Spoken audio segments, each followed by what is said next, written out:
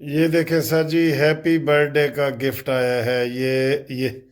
یہ چاکلیٹ ہے اور اس کے اوپر لکھا ہوا ہے ہیپی برتھ ڈے۔ یہ سوئٹزرلینڈ سے چاکلیٹ آئے ہیں جی، کافی سارے۔ یہ ماشاءاللہ، یہ دیکھیں، یہ آپ کو کھلائیں گے۔ یہ ہیپی برتھ ڈے اوپر لکھا ہوا ہے اس کے۔ السلام علیکم۔ اس ٹھنڈ کے اندر جناب حلوہ، اوئے ہوئے ہوئے، حلوہ نہ ہو تو مزہ ہی کیا ہے سر جی۔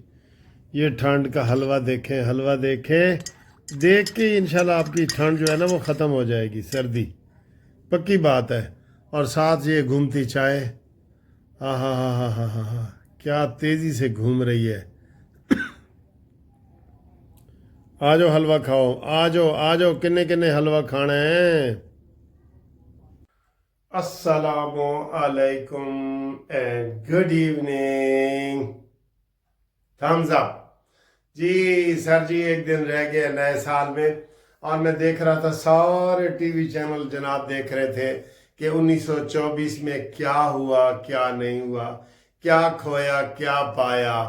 تو یہ سارے وہ تبصرے کر رہے تھے کہ جناب پی ٹی آئی کے لیے 1924 جو ہے وہ خطرناک رہا ہے اور وہ برا رہا ہے، لیکن 2025 اس سے بھی زیادہ برا ہونے والا ہے، یہ تبصرہ ہو رہا تھا۔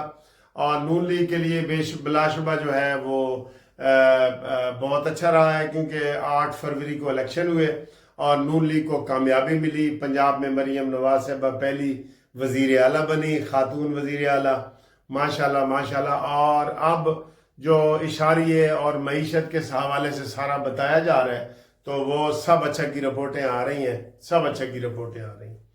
اچھا جی، جو حکومت نے مذاکراتی ٹیم بنائی ہے نا، اس کا میں نے آپ کو بتایا کہ جو بھی نون لیگ میں سنجیدہ لوگ ہیں وہ اس کی مخالفت کر رہے ہیں۔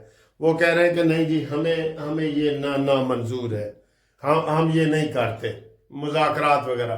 آج مذاکرات کے حوالے سے باقاعدہ وہ چارٹر آف ڈیمانڈ جو ہے لکھ کے حکومت کو دے دیا ہے پی ٹی آئی والوں نے، اور اوپر سے عمران کا بیان آ گیا کہ میں اب ڈیل کر کے کیا کروں گا، میں تو اب رہا ہونے والا ہوں، میں ڈیل کر کے کیا کروں گا۔ تو یہ جو چارٹر آف ڈیمانڈ ہے نا، یہ اس کے اوپر تو دوستو پکا ذہن ہے ہمارا کہ حکومت نے مذاکرات کی پیشکش کو قبول کر کے غلطی کی ہے۔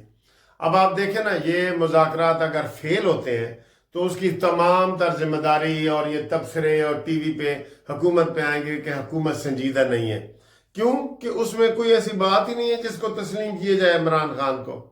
نہ اس کے قیدیوں کو ہم چھوڑ سکتے ہیں، اور نہ عمران خان کو چھوڑ سکتے ہیں، نہ 9 مئی کی کوئی جوڈیشل انکوائری ہونی چاہیے۔ کیوں ہو بھئی، ایف آئی آریں کٹ چکی ہیں، اور 26 نومبر کا بھی یہی ہے۔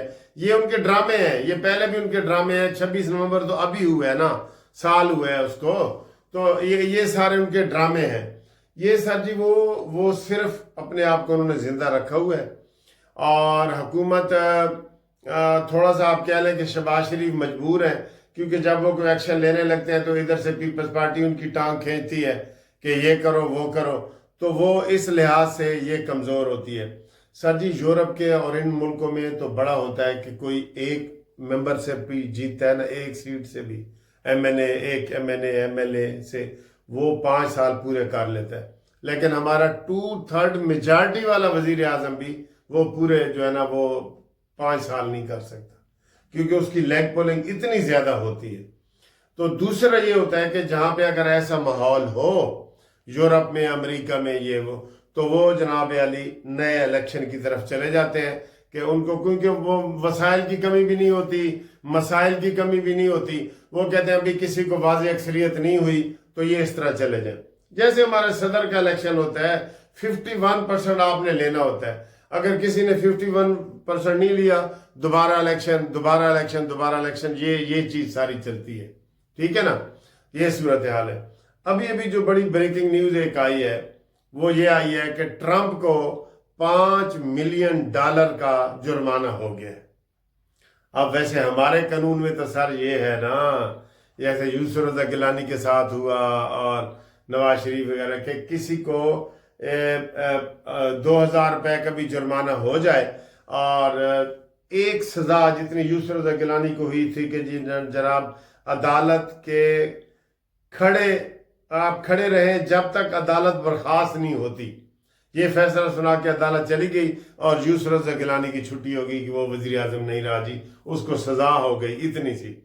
تو اب اس کو تو بہت زیادہ سزا ہو گئی ہے، اب اس کے اوپر سارے مذاکرات ہوں گے کہ کیا ابھی اس کو جیتنے کے بعد یہ جو $5 ملین کی سزا ہوئی ہے، اب یہ صدر کے عہدے پہ رہ سکتا ہے یا نہیں رہ سکتا، یہ اس کے بارے میں ابھی بڑی اہم بات ہونی ہے۔ یہ بڑی بریکنگ نیوز ہے جو آپ تک آئی ہے، ٹھیک ہے دوستو۔ آج دوسرا یہ ہے کہ توشہ خانہ 2 کا کیس لگا ہوا تھا، اس میں عمران خان نے 108 تحفے اپنے نام کرائے ہیں، 108 تحفے، اور جو سیکشن افیسر تھے وہ آج پیش ہوئے، انہوں نے جناب بھرپور ثبوت دیے سارے کہ یہ تحفے لیے گئے۔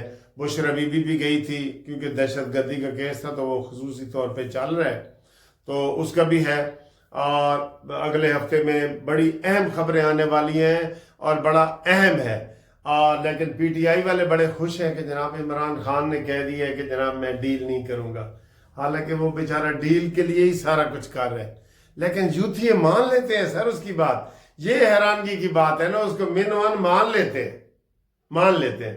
اور باقی مارکیٹ میں جناب سعد رفیق کا بیان بڑا بک رہا ہے اور خواجہ آصف کا بیان بک رہا ہے۔ سعد رفیق کا بیان ہے کہ جناب علی جمہوریت ہمارے ملک میں نہیں ہے، ہمارے ملک میں پارٹی سربراہ بھی ڈکٹیٹر بن جاتا ہے، فوج بھی ڈکٹیٹر بن جاتی ہے، اور انہوں نے اشارے کنائے ایسے کیے ہیں کہ اس میں بیچ میں پی ٹی آئی والے بھی تھوڑی بہت تعریفیں سعد رفیق کی کر رہے ہیں، اور خواجہ آصف صاحب تو ان کو ٹھیک ٹھاک دھڑلے سے ان کو وہ کہہ رہے ہیں کہ یہ جناب یہ لوگ ہیں جو جنہوں نے مجھے مذاکرات کی ہوا بھی نہیں لگنے دی اور مذاکرات شروع کر دیے، تو یہ خواجہ آصف نے یہ بھی ان کو یہ بولا ہے، ٹھیک ہے، یہ صورتحال ہے۔ تو ابھی دیکھتے ہیں کہ جناب علی کیا بنتا ہے۔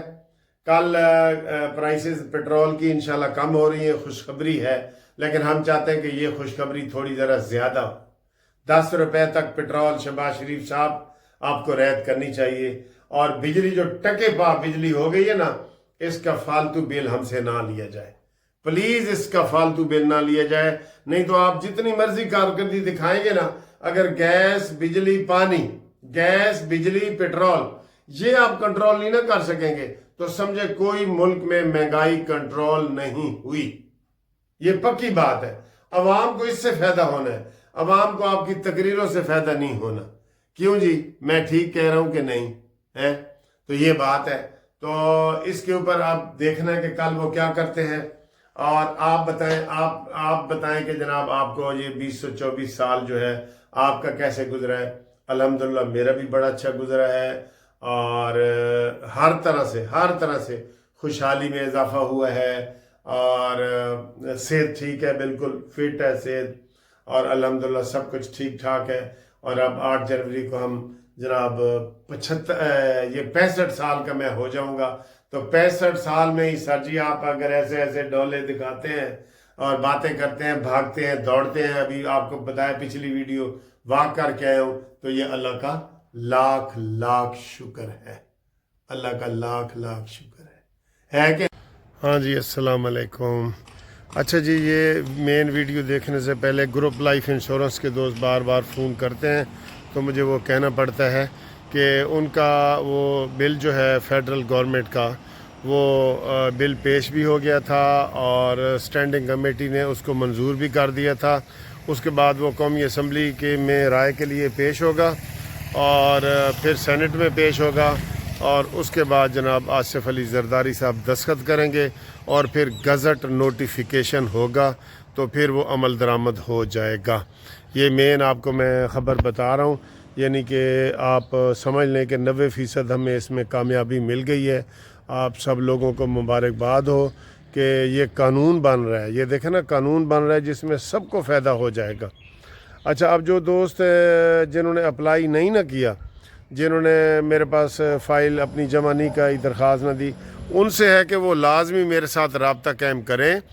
اور ان کو ہم شامل کرنا چاہتے ہیں، نہیں تو ان کو پھر کئی دفعہ وہ فائدہ نہیں بھی ہو سکتا نا، ٹھیک ہے، ان کو ہم اس میں شامل کرنا چاہتے ہیں، تو وہ ان سے ہم نے شناختی کارڈ منگوانا ہے، ریٹائرمنٹ کا لیٹر ہے، تھوڑی سی فیس بھی ہے۔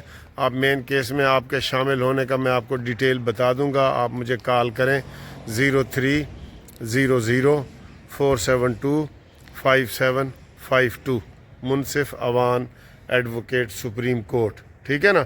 یہ لازمی ہے، یہ جن دوستوں نے اپلائی نہیں کیا پنجاب کے ملازمین اور جو فیڈرل کے ہیں پورے پاکستان کے، وہ ہمارے ساتھ اس ریٹائرڈ ملازمین جو ہیں وہ رابطہ قائم کریں، ٹھیک۔